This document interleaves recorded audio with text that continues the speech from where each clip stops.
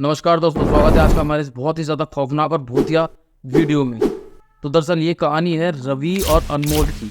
और आपने तो थंबनेल देखकर समझ ही चुके होंगे कि आज मैं तुगलका भूत के बारे में आप लोगों को बताऊंगा कि आखिर ये तुगलका भूत कितना ज़्यादा खतरनाक और खौफनाक है। तो अंत तक ज़रूर बने रहिएगा इस कहानी में। तो शुरू करते हैं बिना किसी देरी के। दरअसल रवि और अनमोल दोनों बहुत ही ज़्यादा गहरे दोस्त थे और ये कहानी आज से लगभग 10-15 साल पहले की है। तो ये दोनों रवि और अनमोल दोनों अपने 12th क्लास की पढ़ाई पूरी कर चुके थे और इनका ख्वाब था कि ये चंडीगढ़ जाकर कॉलेज में एडमिशन ले और अपनी आगे की स्टडी पूरी वहाँ पर करे। तो ये दोनों ऐसे ही करते हैं, कॉलेज में एडमिशन ले लेते हैं चंडीगढ़ में जाकर और अपना एक अलग से रूम रेंट पर ले लेते हैं। और इनका जहाँ पर रेंट पर लिया था इन्होंने रूम, तो 3 स्टोरी बिल्डिंग थी इनकी। तो 3 स्टोरी बिल्डिंग पे इनका सबसे टॉप फ्लोर यानी कि 3rd फ्लोर पे इनका रूम था। अब ये कॉलेज जाते हैं आराम से और बढ़िया इनके दोस्त वोस्त भी कुछ बन जाते हैं। आराम से इनका कुछ दिन बढ़िया से कट रहा था कॉलेज में। अब क्या होता है, ये जो अनमोल है इसको बचपन से एक आदत थी कि इसको ना भूतिया जगह पर जाकर चीज़ें एक्सप्लोर करना। अगर इसने गांव में कहीं सुन लिया कि कोई पैरानॉर्मल एक्टिविटी कहीं पर होती है तो वहाँ पर जाकर चेक करना, देखना कि वाकई में ऐसी कोई चीज़ें है भी या नहीं। और बचपन से अपने दादा दादी से भूत प्रेतों की कहानियाँ सुनना इसका बहुत ही ज़्यादा इस चीज़ का शौक था। तो अब एक दिन क्या होता है कि रवि और अनमोल ये दोनों अपने बाकी के कॉलेज फ्रेंड्स के साथ कैंटीन में बैठे हुए थे। तो बातों बातों में वैसे ही बात चल गई भूत प्रेतों की कहानी की। तो बाकी के जो कॉलेज फ्रेंड्स रहते हैं वो बताते हैं उनको, रवि और अनमोल को, कि हमारे कॉलेज के साइड में जो ये खंडर है यहाँ पर जाना बिल्कुल बैन है, दिन में भी जाना बैन है यहाँ पर, और जाकर एक वर्ड बोलना यहाँ पर मना है और वो है तुगलका। यहाँ पर इसके आसपास भी जाकर कभी तुगलका नहीं बोलना गलती से भी। अब अनमोल के मन में एक्साइटमेंट हो रहा है और ये मन ही मन सोच रहा है कि कोई जाए या ना जाए, मैं तो ज़रूर जाकर चेक करने वाला हूँ इस जगह को और तुगलका बोलूँगा, देखता हूँ आगे क्या होता है। तो अब क्या होता है कि ये अपना कॉलेज वाले निपटा कर रवि और अनमोल अपना रूम पर पहुँचते हैं और रात को खाना पीना खाकर ये दोनों अपने बेड पर सो रहे होते हैं कि तभी अनमोल बोलता है रवि से कि यार हमें ना इस जगह पर जाकर देखना चाहिए कि आखिर ये है क्या, तुगलका क्या है। तो रवि कहता है कि तेरे मम्मी पापा ने भी तुझे कई बार मना किया है ऐसी चीज़ें करने के लिए और मेरे को भी कोई शौक नहीं है ऐसी जगह पर चीज़ें जाकर देखना, भूतिया जगह पर जाकर मेरे को भी शौक नहीं है इन सब चीज़ों को करना। तो जो अनमोल है वो कहता है कि यार चलेंगे ना। तो रवि मना करता है और उसको कहता है कि मैं भी तेरे मम्मी पापा को बोल दूंगा फ़ोन करके कि तो ऐसे ऐसे हरकतें करने वाला है। तो वो कहता है चल ठीक है ठीक है। वो मन ही मन तो उसको मना कर देता है अनमोल। लेकिन अगले दिन रात को अनमोल पहुंच जाता है अकेले उसी खंडर में और जाकर जोर जोर से चिल्लाने लगता है, तुगलका तुगलका कौन है तुगलका, पूरा जोर जोर से चिल्लाता है। चिल्लाकर वहाँ से आ जाता है वो अपने रूम पर। अब अगले दिन सुबह होती है तो अनमोल रवि से कहता है कि मैं तो कल रात को वहाँ पर गया था खंडर में और मैं जाकर चिल्ला कर आया हूँ बहुत ज़ोर ज़ोर से कि कौन है तुगलका, देख लेंगे तुगलका, अगर हिम्मत है तो मेरे सामने आ और देख, मुझे तो कुछ भी नहीं हुआ, मैं नॉर्मल हुआ एकदम। तो रवि कहता है कि मैंने तुझे मना किया था, इतना मना करने के बाद भी तूने मेरी बात नहीं सुनी और तू वहाँ पर होके आया। तो कहता है अरे कुछ नहीं होता, देख मैं तो नॉर्मल हूँ, तेरे सामने खड़ा हूँ, कुछ हुआ है क्या। तो वो कहता है नहीं। तो कहता है चल अब बात, ये सब बात छोड़, चल कॉलेज। अब ये कॉलेज जाते हैं अगले दिन और फिर से अपना कॉलेज वॉलेज निपटा के रात को अपना घर आकर खाना पीना खाकर दोनों बेड पर सो जाते हैं। सोने के बाद अब क्या होता है, रात के करीबन 1-1:30 बजे रवि सोया था अपने बेड पे और उसको कुछ कान में आवाज़ आने लगी, तुगलका तुगलका तुगलका।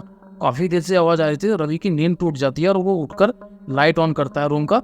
लाइट ऑन करने के बाद देखता है कि जो राहुल है वो बेड के नीचे बैठा हुआ है और एक उसके हाथ में चाकू है, वो हाथ से ऐसे उसके हाथ को ऐसे ऐसे काट रहा है, खरोच रहा है हाथ को और कह रहा है अब बोल तुगलका, अब बोल तुगलका, अब बोल तुगलका। तो रवि सोचता है कि ये जो राहुल है ये शायद मेरे साथ मजाक कर रहा है और मेरे को डराने की कोशिश कर रहा है, क्योंकि ये कल रात को वहाँ से होकर आया है और मैं समझूंगा कि इस पर शायद कुछ आ गया हो तो मैं डर जाऊंगा, तो ये मजाक कर रहा होगा। तो रवि उठकर कहता है कि ये क्या हरकतें कर रहा है, मेरे को डराने की कोशिश कर रहा है, ये सब छोड़ और सो जा। देख रहा है टाइम, ये कोई मजाक करने का टाइम में, रात के 1-1:30 बज रहे हैं तो इस टाइम मजाक कर रहा है। तो वो अपना उसकी बात को कोई ध्यान ही नहीं देता, वो अपना लगाए है वैसे ही। और रवि एकदम से क्या करता है, चाकू ले लेता है उसके हाथ से और जैसे ही उसके हाथ से चाकू लेता है तो अनमोल जो है रवि की तरफ से बहुत ही ज़्यादा घूरने लगता है और अजीबो तरीके से, और उसका चेहरा भी थोड़ा डरावना सा हो गया था, आंखें बड़ी बड़ी लाल लाल सी फटने को बिल्कुल। तो रवि देखता है कि ये कर क्या रहा है, तो उसको एक कंधे पर हाथ ऐसे झटका देता है। झटका देने के बाद एकदम से राहुल ऐसा करता है और ऐसा लगता है कि ये किसी चीज़ के वश में था और अभी होश में आया। तो ये रवि उससे राहुल से कहता है कि अरे तू ये क्या हरकतें कर रहा था। तो वो कहता है मैंने क्या किया, ये अपने हाथ पे देख के क्या कर रहा है तू। तो कहता है अरे ये मैंने कब किया।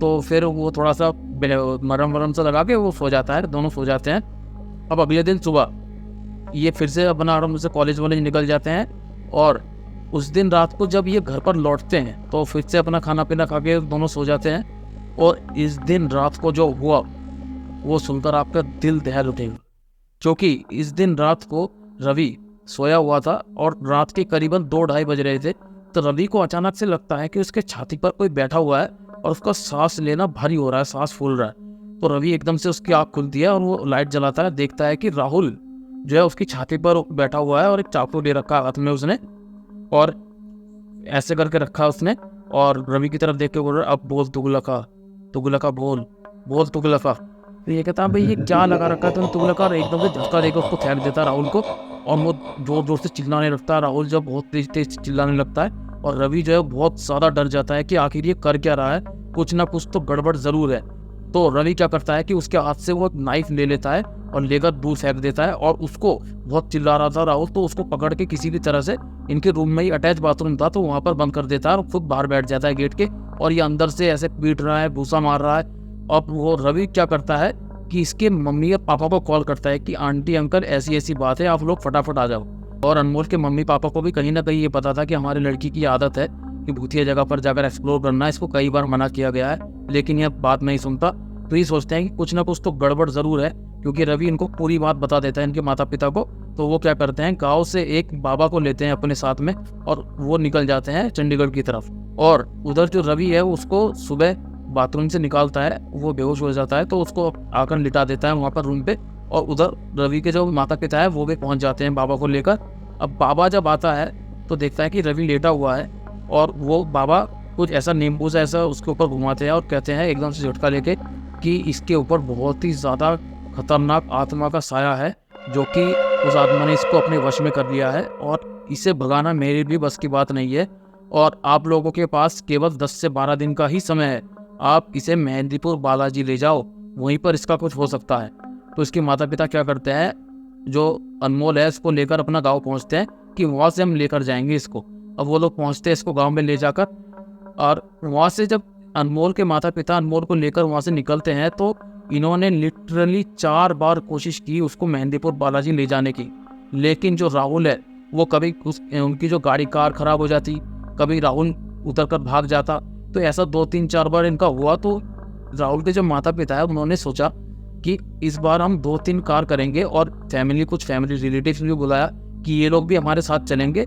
और जब ये आधे रास्ते तक पहुंच जाते हैं मेहंदीपुर बालाजी के, तो एकदम से राहुल बहुत जोर जोर से चिल्लाने लगता है। तो उसके जो साइड में जो उसके रिश्तेदार बैठे थे तो वो उसको पकड़ लेते हैं किसी भी तरह से, और बहुत ही मुश्किल से अनमोल को वहाँ पर ले जाते हैं मेहंदीपुर बालाजी में। और मेहंदीपुर बालाजी ले जाकर उसकी 7 पेशियाँ लगती है, तब कहीं जाकर राहुल नॉर्मल हो पाता है और वो घर पर लौट कर आता है। और जो तुगलका है, ये बाद में पता चलता है कि जो तुगलका एक लड़का आया था उसी कॉलेज में पढ़ने, और वो गांव से आया था वो लड़का भी, तो उसको उसके नाम की वजह से काफ़ी ज़्यादा चिढ़ाया जाता था कॉलेज में, और काफ़ी लोग उसका मजाक उड़ाते थे। तो एक दिन क्या होता है कि जो सीनियर्स थे वो उसको बहुत ही बुरी तरह से उसकी रैगिंग करते हैं, उसकी बेइज्जती हो जाती है पूरे कॉलेज के सामने। तो उसी बेइज्जती को वो बर्दाश्त नहीं कर पाता और वो साइड वाले खंडर में जाकर अपने आप को फांसी लगा लेता है। और उसी के बाद से, इस हादसे के बाद से ही वहाँ पर अजीबोगरीब आवाज़ें, चिल्लाने की आवाज़, और केवल राहुल ही एक शिकार नहीं हुआ था, इससे पहले भी 2-3 लड़के और 1-2 लड़कियां भी इसकी शिकार हो गई थी। तभी से कॉलेज ने यहाँ पर जाना बैन कर रखा था। तो हमें कभी भी ऐसी जगह पर जाकर जहाँ पर बैन हो, कभी भी ऐसी चीज़ें नहीं करनी चाहिए जिससे कि हमारी जान पर बना सके। तो यही थी हमारे आज की बहुत ही ज़्यादा खौफनाक तुगलका भूत की कहानी में। तो कैसा लगा आपको ये स्टोरी? एक लाइक और एक सब्सक्राइब जरूर कर देना, जिससे कि आने वाले वीडियो की नोटिफिकेशन आप लोगों तक पहुँच सके। और अगर आप लोगों के पास भी ऐसी हॉरर स्टोरी है तो आप सीधा मेरे व्हाट्सएप पर वॉइस नोट से भेज सकते हैं अपनी स्टोरी। कौन इतना आज के टाइम में इतना लंबा टाइपिंग करेगा, तो सीधा वॉइस नोट भेजो मेरे व्हाट्सएप पे, और क्या पता अगले वीडियो में मैं आपकी स्टोरी सुना रहा हूँ तो फटाफट से अपनी स्टोरी भेजो। और तब तक के लिए देखते रहिए टेल तरुण।